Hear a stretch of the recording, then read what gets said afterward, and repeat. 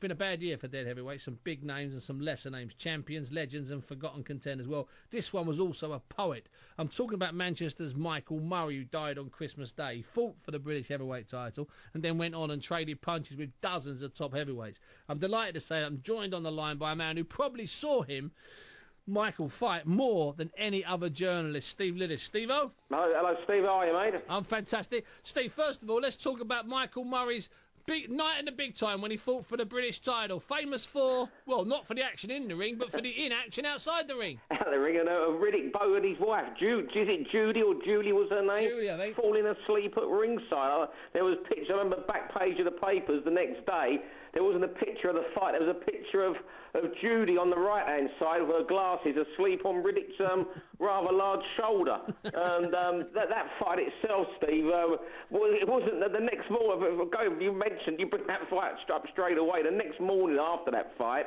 I was there covering it. The next morning I was on the train at Euston Station to come back to Manchester. As you know from them journeys in the 90s, it would be 4 hours on a Sunday. Not wrong. I'm sitting there, and who gets on the train but Michael Murray and Jack Trickett, and I think it was Ensley Bingham. I'm not sure who the other person was. And Ray Farrell, I think, was there, but it was definitely Jack. And Jack pulled out all the Sunday newspapers. One report was written by myself, and Mike got round to reading it. And it wasn't the best press for him the next morning to read. He went on after that. He thought, listen to this for a series of fights. He had Herbie Hyde, Terry Dunstan, Scott Welch, Derek Williams, John Norrie, Zelko Mavrovich. I tell you what, he did have some hard old fights, Steve, didn't he? Steve, what I was thinking, I heard on Boxing Day that he'd passed away, and then, yesterday we were talking, I was thinking, you go back to them, the only heavyweights of the 90s he never fought was Bruno Lewis and the late Gary. Yeah. Incredible. I mean, my first memory of seeing him, I'd been in Manchester living about a month, and he fought at Stockport Town Hall, and he knocked out another pal of ours, Steve Garber. Yes. Oh, yeah, that was back in '91. It was around, and I remember I then saw him beat a guy called Carl Gaffney in a war back in Stockport. Town. Yeah. He was one of these guys, a bit like Tony Booth. When he fought in Stockport, he seemed to lift himself. That was his home, so to speak. Even one other thing, when he fought Clifton Mitchell, that was actually the top of the bill fight the night Naz made his debut. Yeah, that was in the Leisure Centre in Mansfield. Yeah, That's right. I remember that as well. Now, Steve, towards the end of his career, I mean, he rattled off a few. He had good losses at the end, if you know what I mean.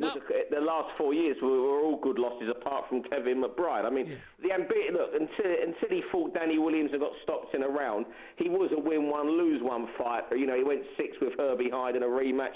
He absolutely schooled Julius Francis one night. I remember seeing that down in London. Now, Steve, the other thing is just quickly now, because we've gone on a bit. I've gone on a bit here, reading Gary Mason a bit. At the end of his career, he sort of became a bit of a poet and would go to these nights where there'd be poetry readings. Well, he was always a bit of a poet and a jazz guitarist. I mean, he was a very nice fella, but he's the last person you'd imagine who was a boxer, Steve, if you bumped into him. Yeah. He said very little, and he was more at home at, there's a jazz club on Oldham Street in Manchester where Frank Eubanks, his pal, used to play, another ex-pro, used to play harmonica, and he was more at home there, or at a poetry club in Manchester, and his book come out, he bought a book out just after his career was finished. He was then seen for a little while, and no one's really seen him for a few years. Listen, Steve, it's always a pleasure to talk to you, especially about fighters like Michael Murray, who, if you look back over your records, fought dozens and dozens of times. Steve, I'll see you very soon. Steve Lillis there. Have a good New Year, pal. And you, my friend. Now it's